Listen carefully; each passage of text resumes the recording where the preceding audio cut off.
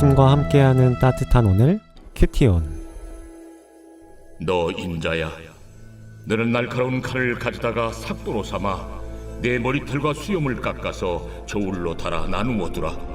그 성읍을 에워싸는 날이 차거든 너는 터럭 3분의 1은 성읍 안에서 불사르고 3분의 1은 성읍 사방에서 칼로 치고 또 3분의 1은 바람에 흩어라. 내가 그 뒤를 따라 칼을 빼리라. 너는 터럭 중에서 조금을 내 옷자락에 싸고 또 그 가운데에서 얼마를 불에 던져 사르라. 그 속에서 불이 이스라엘 온 족속에게로 나오리라. 주 여호와께서 이와 같이 이르시되 이것이 곧 예루살렘이라.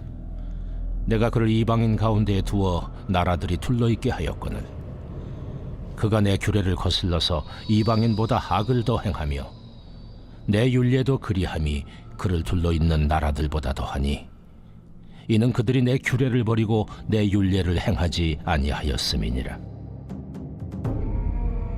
그러므로 나 주 여호와가 말하노라. 너희 요란함이 너희를 둘러싸고 있는 이방인들보다 더하여 내 율례를 행하지 아니하며 내 규례를 지키지 아니하고 너희를 둘러있는 이방인들의 규례대로도 행하지 아니하였느니라. 그러므로 나 주 여호와가 말하노라. 나 곧 내가 너를 치며 이방인의 목전에서 너에게 벌을 내리되 내 모든 가증한 일로 말미암아 내가 전무후무하게 내게 내릴지라. 그리한즉 내 가운데서 아버지가 아들을 잡아먹고 아들이 그 아버지를 잡아먹으리라.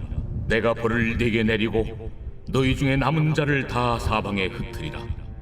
그러므로 나 주 여호와가 말하노라. 내가 나의 삶을 두고 맹세하노니 네가 모든 미운 물건과 모든 가증한 일로 내 성소를 더럽혔은즉 나도 너를 아끼지 아니하며 궁유를 베풀지 아니하고 미약하게 하리니 너희 가운데서 3분의 1은 전염병으로 죽으며 기근으로 멸망할 것이요 3분의 1은 너희 사방에서 칼에 엎드러질 것이며 3분의 1은 내가 사방에 흩어버리고 또 그 뒤를 따라가며 칼을 빼리라. 이와 같이 내 노가 다한즉 그들을 향한 분이 풀려서 내 마음이 가라앉으리라. 내 분이 그들에게 다한즉 나 여호와가 열심으로 말한 줄을 그들이 알리라. 내가 이르되 또 너를 황무하게 하고 너를 둘러싸고 있는 이방인들 중에서 모든 지나가는 자의 목전에 모욕거리가 되게 하리니 내 노와 분과 중한 책망으로 네게 벌을 내린즉 너를 둘러싸고 있는 이방인들에게 네가 수치와 조롱거리가 되고 두려움과 경고가 되리라. 나 여호와의 말이니라. 내가 멸망하게 하는 기근의 독한 화살을 너희에게 보내되 기근을 더하여 너희가 의뢰하는 양식을 끊을 것이라. 내가 기근과 사나운 짐승을 너희에게 보내 외롭게 하고 너희 가운데 전염병과 사륙이 일어나게 하고 또 칼이 너희에게 임하게 하리라. 나 여호와의 말이니라. 7월 24일 큐티온을 기도로 시작하겠습니다. 사랑과 은혜 아버지 하나님 감사합니다. 에스겔 말씀을 묵상하게 하시고 주의 뜻을 따라 살 수 있는 시간 허락해 주시니 감사합니다. 이 말씀을 묵상함 가운데 주님의 마음을 더욱 깨닫는 저희들 될 수 있도록 인도하여 주옵소서. 감사드리며 예수님의 이름으로 기도합니다. 아멘. 오늘 본문 말씀은 에스겔서 5장 1절부터 17절까지의 말씀입니다. 먼저 7절을 살펴보겠습니다. 하나님께서는 유다 백성에게 너희 요란함이 너희를 둘러싸고 있는 이방인들보다 더하다라고 말씀하십니다. 요란하다, 함축적으로는 무질서한 상태를 가리킵니다. 그러니까 유다 백성들이 이방인보다 더욱 무질서한 삶을 살았다라고 하나님께서는 말씀하십니다. 하나님을 모르는 이방인들보다 더 무질서했다라는 유다 백성들의 상태를 하나님께서 짚어주고 계십니다. 이방인들보다 더욱 무질서하게 살았던 이 유다 백성들의 그 이유를 우리는 알 수 있는데요. 바로 하나님보다 세상 그리고 세상의 것을 더욱 사랑하고 또 추구했던 삶을 살았기 때문입니다. 하나님의 백성이라고 해도 세상의 것, 하나님이 아닌 것에 마음을 둔다면 그것을 하나님보다 더욱 높인다면 우상 숭배를 할 수밖에 없는 것이고 이로 인해 세상 사람들과는 다를 바 없는 아주 추한 모습으로 살게 될 것입니다. 세상의 것을 사랑하는 순간, 하나님이 아닌 것을 더욱 하나님보다 높이는 순간 하나님과 멀어질 수밖에 없고 타락의 길로 빠져들 수밖에 없습니다. 8절을 보면 그러므로 나 주 여호와가 말하노라 나 곧 내가 너를 치며 이방인의 목전에서 너에게 벌을 내리되 라고 말씀하십니다. 예루살렘을 멸망에 이르게 하는 분이 다름 아닌 하나님이라는 겁니다. 유다 백성들은 자신들이 바벨론의 지배를 받고 또 끝내 망하게 되는 것은 자신들의 힘이 약하고 바벨론의 힘이 강하기 때문이라 생각했을지 모릅니다. 타락한 유다 백성들은 하나님을 역사의 주관자로 인정하지 않았습니다. 망한다고 해도 역사의 주이신 하나님의 섭리로 그렇게 자신들이 망하게 됐다라고 생각할 수가 없었습니다. 그러나 하나님께서 유다를 심판에 멸망시키시는 것은 그들로 하여금 자신의 죄를 깨닫고 하나님께로 돌이키게 하기 위함이었습니다.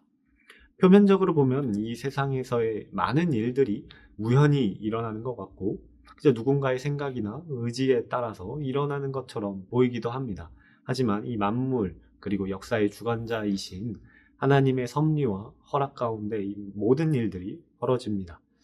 이 바벨론의 유다 침공도 당시 국제 정서상으로 볼 때는 그저 어떤 왕의 권력자의 야욕으로 인해 벌어진 일이라고 생각할 수 있을지 모르겠으나 표면적인 이유였을 뿐 타락한 유다 이 백성들을 징계하시고 죄에 찌들었던 이 주변 나라들을 심판하신 것은 하나님의 섭리에 따른 것입니다. 11절을 보면 하나님께서 예루살렘에 대해 아끼지 않고 긍휼 없는 심판을 베푸시겠다. 심판을 선언하고 계십니다. 하나님께서 예루살렘에 대해 긍휼 없는 심판을 베푸시는 것에 대해서 모든 미운 물건과 모든 가증한 일, 즉 우상과 우상을 숭배하는 것으로 말미암아 하나님의 성소를 더럽혔기 때문이라고 이야기하고 있습니다. 성경은 우리 성도들의 몸을 하나님의 전이라고 이야기를 합니다. 성도들의 몸은 성령께서 거하는 하나님의 전입니다. 구약시대에는 하나님께서 예루살렘 성전에 임재해 계셨으나 신약시대 예수님께서 오신 후에 성령의 강림으로 인해 성도들의 몸을 하나님의 전 삼아 임재하여 계십니다. 그래서 성도들은 언제나 어디서든 자신의 몸을 거룩하게 지켜나가야 합니다. 그 자체로 의로운 일 그리고 선한 일에 사용해야 합니다. 우리가 하나님의 전인 우리의 몸을 우리 멋대로 탐욕이나 악한 생각, 세상의 것들로 덮지 않고 오직 예수 그리스도의 은혜로 성령의 능력을 힘입어 주의 일을 감당할 수 있도록 그렇게 사용되기를 간절히 소망하며 기도해야 합니다. 주님의 뜻을 구하며 주님 나라가 이루어지기를 기도하는 마음으로 하루하루 충성되이 살아가는 우리 모두가 되기를 간절히 소망합니다. 12절은 하나님께서 예루살렘을 심판하는 방식을 구체적으로 설명합니다. 3분의 1은 전염병과 기근으로, 3분의 1은 칼로, 3분의 1은 이방 땅의 흩으심으로 하나님께서 심판하시겠다 말씀하십니다. 하나님께서 예루살렘을 심판하실 때 심판에서 안전할 자, 빠져나갈 수 있는 자가 아무도 없음을 이야기하십니다. 근데 오늘날 많은 사람들은 이 심판 이야기를 그저 옛날 이야기로 치부하기도 합니다. 허황된 이야기라고 생각하기도 합니다. 과거 노아 시대에 홍수가 있었을 때에도 소돔과 고모라에 불과 유황불이 쏟아질 때, 또 예루살렘 성이 함락되고 유다가 파멸될 당시에도 그렇게 생각하는 사람들이 참 많았습니다. 하나님의 심판에 대해서 또한 불신앙으로 일관하다가 그렇게 심판을 당하는 사람들이 부지기수였습니다. 오늘 말씀, 또 심판의 말씀 또한 하나님의 신실한 말씀입니다. 구원자 되신 하나님께서 또한 심판주로 오실 겁니다.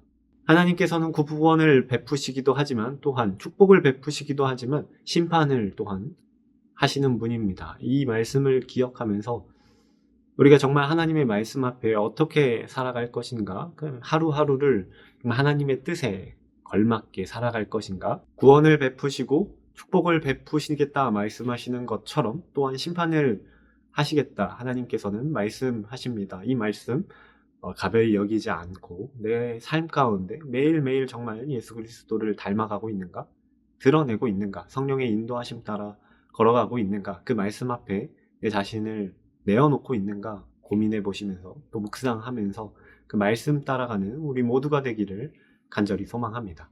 오늘의 묵상 질문입니다. 내 삶을 거룩하고 온전하게 가꾸려면 어떻게 해야 할까요?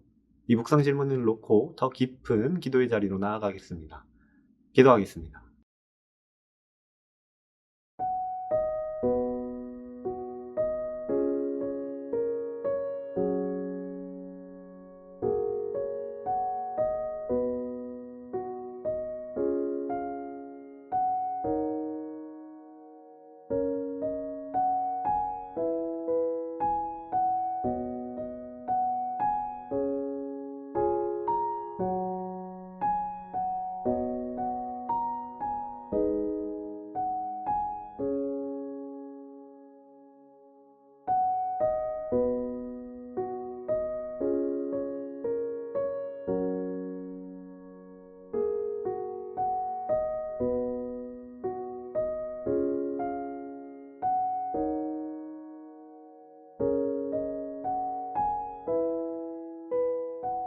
사랑과 은혜의 아버지 하나님, 구원을 베푸시는 분도 하나님이시고 축복을 베푸시는 이도 하나님이시며 또한 심판하시는 분도 하나님이심을 기억합니다.